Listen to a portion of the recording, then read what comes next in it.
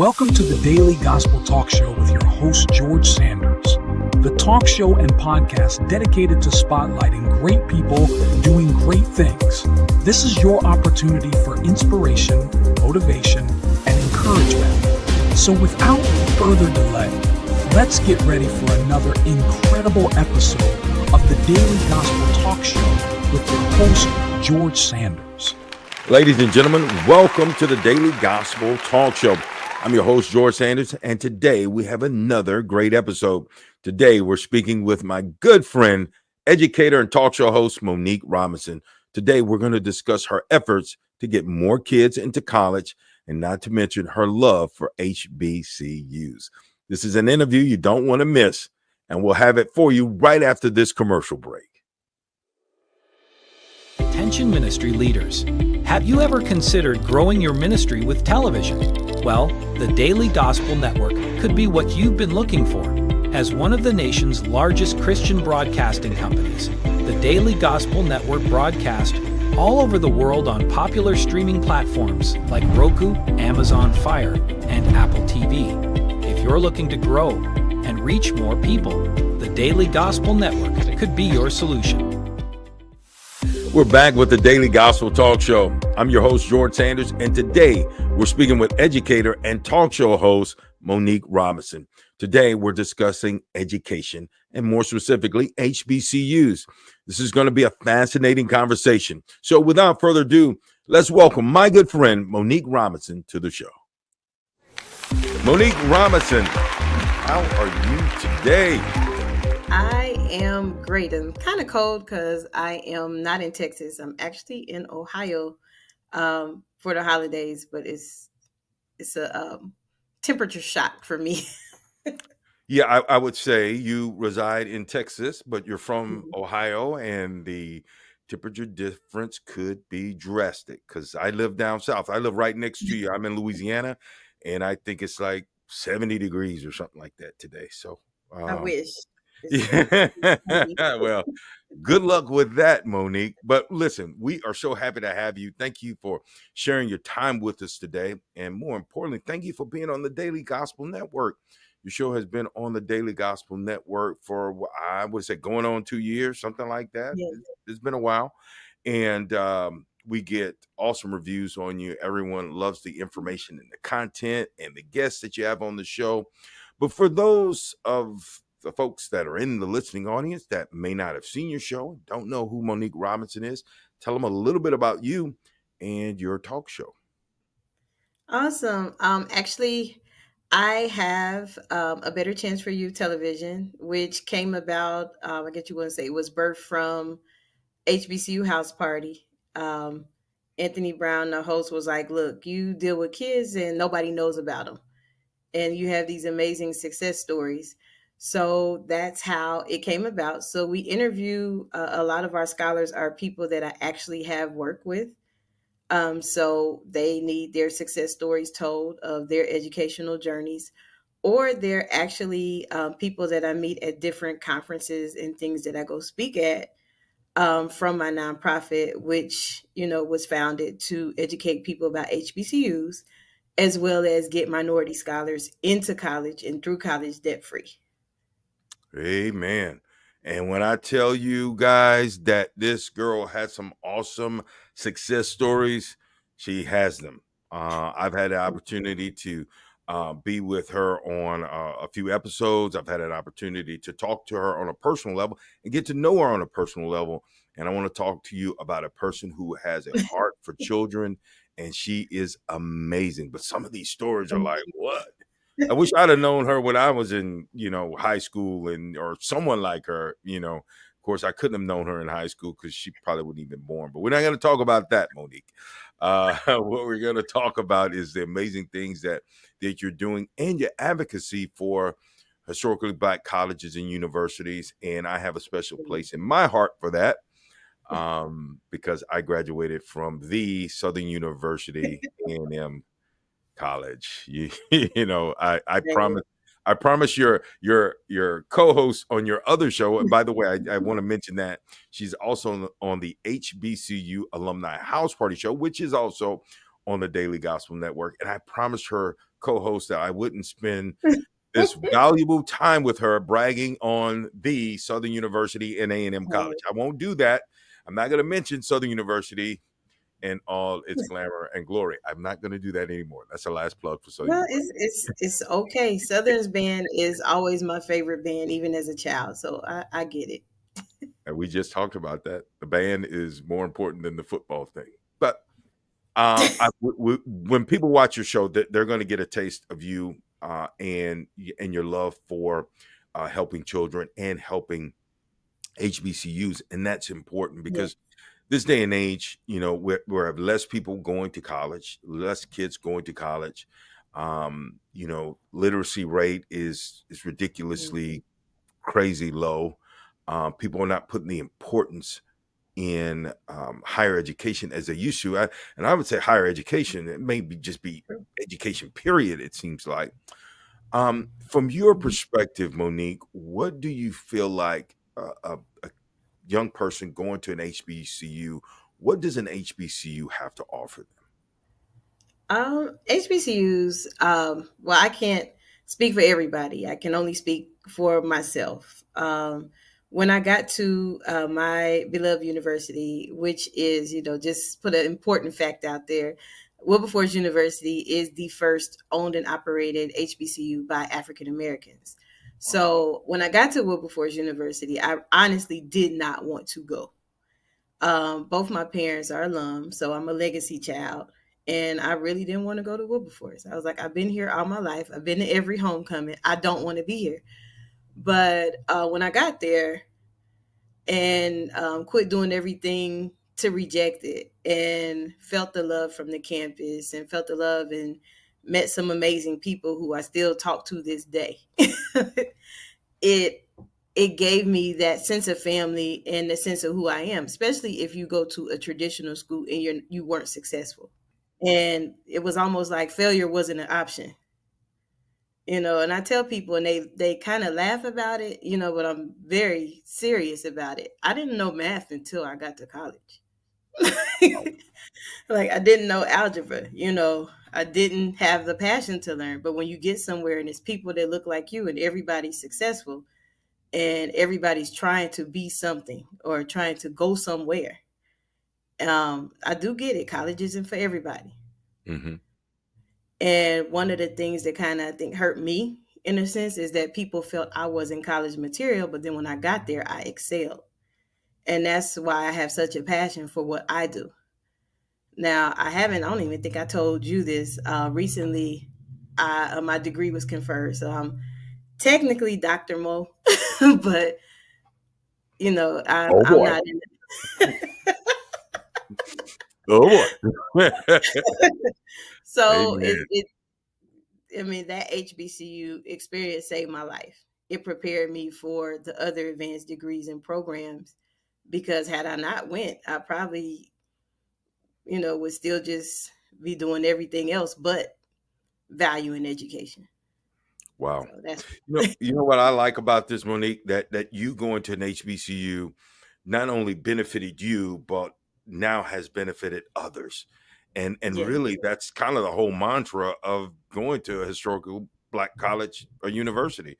It's about the kinship, it's about helping others, it's about the need to help society, not just African American folks, but help society as a whole, be a contributor and be a positive participant in this experiment that we call life. And so I commend you on that. So you know obviously you and I may have a little bit of a slanted view because we did attend HBCUs, right?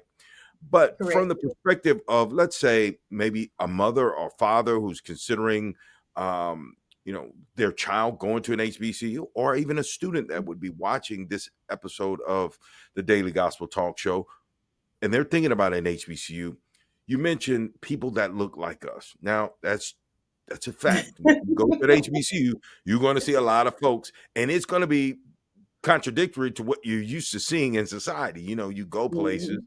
and you see more of everybody else than you see you. And now you go to this place and you see nothing but black folks. And you're like, okay, does that necessarily promote diversity? Does that Because I would imagine, okay, when you leave this situation and then you go into the quote unquote real world, and everybody Mhm. don't look like you, or everybody That's on your job doesn't look like you. In fact, you are back to being the minority on the job.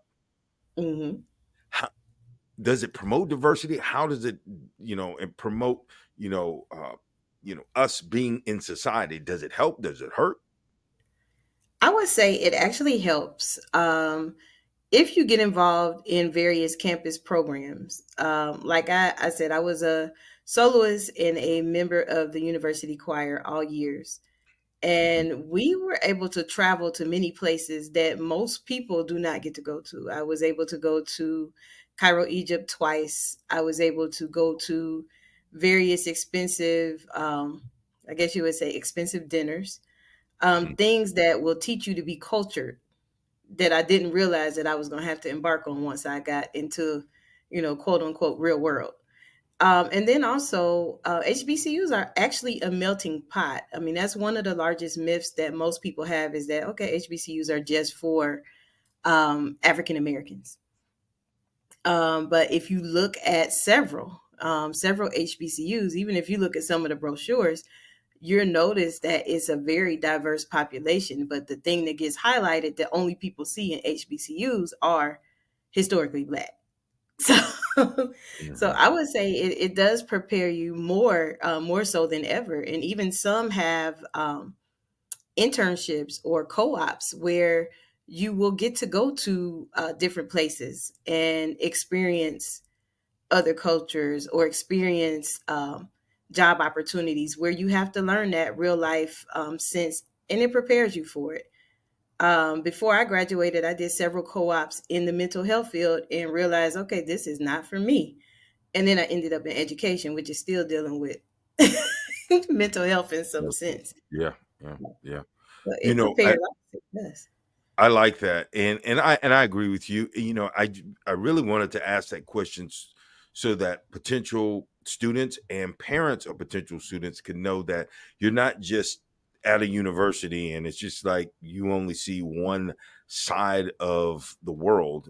You see literally people from all over the world actually True. at these universities from Asia, from Africa, from I mean just literally every single place on the map. So there is diversity there, and by having that diversity, you get a chance to understand how the global world gets along. You mentioned some of the Mhm. resources. I too was very fortunate to intern and co-op at a few companies before I graduated. And much like yourself, I realized it wasn't what I wanted to do when I graduated. And so these things work out really to your advantage. And maybe that's Mhm. part of it. You do an intern and you do a co-op and you say, wait a minute, I thought this was what I wanted to do. This is not. Or Mhm. for some people, it's what exactly what they want to do, and they end up working for the company when they graduate, providing they had a good experience and all that. What are some of the other resources that HBCUs provide that help with the success of their students? Well, a lot of resources lately, because I have relationships with a large amount of the schools, is because of COVID and several things have happened in various areas. Social, emotional, and emotional intelligence is something that most universities are offering now, because a lot of things have happened socially to our young people. Some of the young people can't adapt to being on campus away from their parents. Mm. And I'm actually glad that these programs do exist because now the graduation rate is higher. Most people that went to school with me, I mean, I hate to say it, I'm glad they did go back and finish. But most of my friend group, they used to do the speech, look to your right and left. These people will not graduate with you, which was Every exactly school true. does that. I remember being in freshman assembly. That was it. Look to your right, look to your left. The person you and I'm thinking, wait a minute, the person to my right and my left, Mhm. they're looking at me too. Wait a minute. Right. And that to me is the most discouraging thing to ever hear. It But it is was a harsh reality. reality. That's right. In my friend group, my I think it was like 2 out of 6. Wow. Even though the dynamics change, because like I tell young people, your friends are a reflection of you. Hmm. I tell them all the time that, and I was like, I didn't make good selections as a child, but when I got to an adult, okay, I have to make some better choices. Yeah. When they see, my friends, I want them to see that positivity too. So Right. I No don't doubt. mix and mingle in old places, if that makes sense. Hmm. I understood, understood. Like I said, we don't want to paint this thing as like everyone should go to an HBCU. I mean, obviously, Right. it's a choice based on who you are, your lifestyle, and what you're looking Hmm. for. But certainly, I would advocate it. By and large, what we do find is that HBCUs are less expensive than other Hmm. universities, and so you're getting a quality education True. for less the cost. And so it's a wonderful scenario for a lot of people. And I think you would probably concur with this, Monique, that sometimes just going to college, if a person's 17, you've got a young Hmm. person who's 17 years old, he or she may not know what the heck is going on in the world. It Hmm. is a great place to kind of find yourself. Would you not agree with True. that? I would totally agree with it being a great place to find yourself. However, I encourage it's kind of like going to kindergarten, when you go off to college, Hmm. from looking at a parent's eye view. You want them to be set up for success, not to knock other schools, but it is because my HBCU that I think I went as far as education that I did, because I was getting pushed. I was getting, I use the analogy as coal. Coal doesn't become a diamond until it's pressured and people like press it really hard. And I feel like those are the stages that I went through in my traditional education. And then when I got to Wilberforce, it was like, you can be successful. I actually went to the honors convocation, and like 2 pages or 3 pages of people with above 3.0 GPAs, and then watching the success of the scholars that I deal with. Our record, because I'm an educator, I keep up with data. Mhm, But mm, our record, as scholars that are going through college, we're at 98%, and I think the only 2% is because they went to the military, and one is just had to come home because of family situations but got right back in school. So we, and I also had to show the kids that I believe in it too. So them watching me go through this doctoral process and knowing different things that I do in education and in the community, they're like, wait a minute, she's not just talking, she's actually doing it. that's right. So that's that's a big difference too, because there's a lot of programs out here, I'm not gonna lie, that want to offer services, but are you actually doing it because you want to do it? Or are you doing it because it looks good? Yeah, yeah, and I see them all the time. It sounds good to help, young people, but, Hmm. the proof is in the results, and I can tell you that you, Monique, I can see it. Anybody that talks to you for 2 minutes can realize, your passion and your love for it, and it's not about some sort of money thing. In fact, I've even Hmm. pushed you to say you got to charge for some of this stuff. Stop giving so much stuff away for free. But I get it. It's your passion, and you've told me that. Why are you giving all this stuff? You do this and you do that, and so I, I'm giving you advice that I don't even take. So, but we love people, and we I love do. doing stuff for people, and we love seeing maybe in some way it's kind of selfish. We love the feeling that we get when we see people succeeding from our efforts, and there's nothing wrong with Right. that, because we want that to be infectious. We want other people to have a good feeling when they do something good for people. So it's a mutually beneficial thing. That person receives something great of value from you, and you get a Sure. good feeling for giving it to them. So I commend you on that, Monique. Listen, we Thank you. you're that shining star that we always talk about, and I'm not going to hold anything against you that you co-host the show with this crazy person named Anthony Brown. I'm not gonna hold that against you. I'm gonna thank you for being the better half of that show, Oh Lord, and he's gonna kill me when he hears this interview. Uh, yes. but, but but he also is a graduate of a HBCU, and you guys make a wonderful tandem on the HBCU alumni house party, and we're so happy to have you on two programs on the Daily Gospel Network. Now, Thank you. Monique, because we're going to talk a little bit more about HBCUs, but I also want to know, do you have any upcoming projects, any special guests Yes. that are coming up on the show? I saw something on, it was Facebook. I don't know. Is there some sort of webinar or something that's coming up for one of the HBCU resources that you have or something? I think I saw something about that. Yes, we have a health fair. It's not until April 7th, Okay. but however, we are doing a community health fair at the one of the local libraries in San Antonio.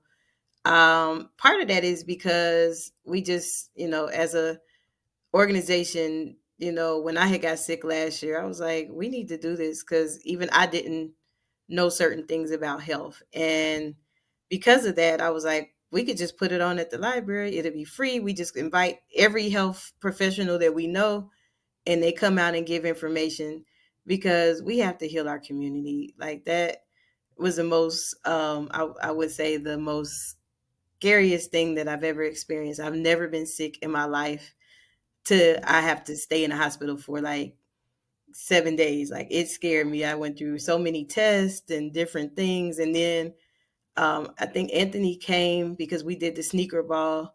The very next day I got out the hospital and he was like, "Are you crazy? Go sit down." No, but I didn't want to let our kids down and our award recipients and everybody was just like, if he told everybody, if you see her, tell her to sit down. So the whole night, everybody like, sit down, Monique. And I was like, well, I know. So we Well, have that, and then we have our annual sneaker ball where we award community HBCU graduates or HBCU supporters, and we just give out community awards just because some people, on the outside looking in, people see I get acknowledged a lot. Um, Literally from Buffalo to San Antonio. I mean, Buffalo to Seattle, literally. And I don't want anybody to ever feel like their light isn't shining too. So what we do is we create categories and different categories from scholars to businesses, and we award awards of appreciation and different things like that to celebrate various people. It also falls on my birthday and Anthony's birthday, so some people think that it's really just our birthday party. it's like a 2-for-1 special. That's what it is. It's all good. It's all good. Wow. So we that's what it is. But it's this year I will not be in the hospital, so this year I will be able to truly enjoy the event. Well, amen to that. We love all the things that you're doing for the Thank you. kids, your advocacy for HBCUs. Look, while we got a little time, can you share one or two success stories of some of the HBCU graduates and students you've had an opportunity to deal with over the years? Yes, I definitely can. I have one scholar who every time I look up, like she had me do like an ugly cry. Like it was bad because she writes me letters about her success. Her name is Mia. She goes to North Carolina A&T, and when I say she is the epitome of a model scholar, like she wanted to go, her had every offer under the sun for our scholarships, but NCA&T didn't really offer that much. And what I told her in one of our meetings is, look, when you go on campus, show them who you are so they will give you funding. Mhm. And when I say I got a letter from her mom and her, and Mia has a 4.0. I Wow. believe it was a 4.0 when I looked at it. Might be a 3.8. So if I quoted wrong, I'm sorry. But she is on the chancellor's list. She's involved in so much on campus. And it's just like, You know what? Told her mom what that's where she wanted to be. You need, and I think that's one thing that I would tell parents. If your scholar wants to go somewhere, do your best to get them where they want to go. Because if you go off of where you want them to go, they're not going to be invested. Ooh, You know. yes, ma'am. And I love how you refer to students as scholars. I love that. It's not just randomly, young people or students. You refer to them as scholars. It has a certain um, ring to it. It has a certain power to it, and I love you doing that, Monique. I'm so happy to have you. Look, typically we kind of put in a commercial during our show. We're not even doing a commercial here today. I mean, everybody, but I do want as a commercial, kind of sort of something like a commercial. Tell everyone how they can get in touch with you, and then we'll put all your show information on the screen. But tell everyone if they want to get some information or some direction for their young scholar. You see how I did that? If they want to get some direction for their young scholar, perhaps to attend one of the HBCUs, you got connections with a whole bunch of them. And what direction? How could they reach you, Monique? Well, they can reach me various ways, and I do answer the phone. I think that trips people out too, is that sometimes they call and I answer, whether it's a text or something, because customer service is very valuable to me. So I treat I would like to receive service back. But they can reach me via email at mrobinson, ABC Youth. I'm sorry, mrobinson at abcufuturesinc.com, or they can visit us on the webpage, which is abcufuturesinc.com. And we're on all social media platforms, and the address is still the same. It's under ABCU Futures Inc. or A Better Chance for You Futures Inc. And we are on social media, and I do reply back. So don't be surprised if you call and you're thinking you're going to leave a message and I just answer the phone, because that's what I do. She And does. the other, He does answer the phone. sorry. Well, we have a cohort as well. That is for high school scholars. We run a Google Classroom. We meet once a month, and we teach strategies anywhere from financial literacy, how to adapt on college. We also talk to parents as well, because some parents are like, look, my scholar is getting it. How can I get assistance too? And that's been the new challenge for me, but I have been assisting parents as well. I'm all for everybody can get education. Now, if you're in Texas, in the San Antonio area, we have assisted the Ready for Work program. So that actually is in our newsletter if you need information about that. So we are not, I guess you would say, we're not hard to find, but if you open that door, we're going to run through it and help you. Amen. Listen, she is like Deion Sanders. She ain't hard to find. She answers the phone. She returns emails. She returns text messages. Listen, if you are a parent, this is a resource that you don't want to pass on. Listen, education is still important. It is still important. Why not take advantage of it? You may find that your young scholar can actually go to school without spending any money. So why not take advantage of that? And so Monique is a wonderful resource. She loves doing this. She has a passion for this. We want to thank her today for her time spending with us. We also want to, so if you want to get in touch with, all our information is going to be on the screen.